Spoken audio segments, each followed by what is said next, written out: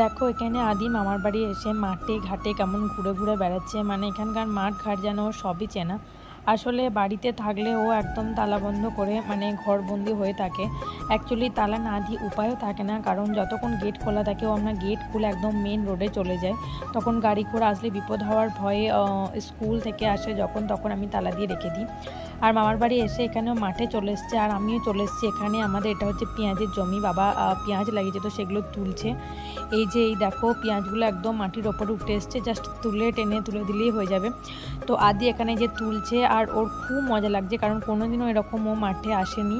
তো এখানে এসে ও প্রচণ্ড আনন্দ পাচ্ছে, তো মানে তুলছে বাবার সঙ্গে সঙ্গে আর পা দিয়ে দিয়ে চলে যাচ্ছে। তো তোমাদের কে কে দেখেছো এরকম পেঁয়াজের জমি? দেখো যে আশেপাশে আমাদের জেঠুরা কাকুরা সবাই কিন্তু তুলছে। আর সকাল প্রায় 8টার মতো বাজে, প্রচণ্ড কিন্তু রোদ হয়ে গেছে এখন। আর এই যে পেঁয়াজ অনেকটাই তোলা হয়ে গেছে। তো চলো টাটা।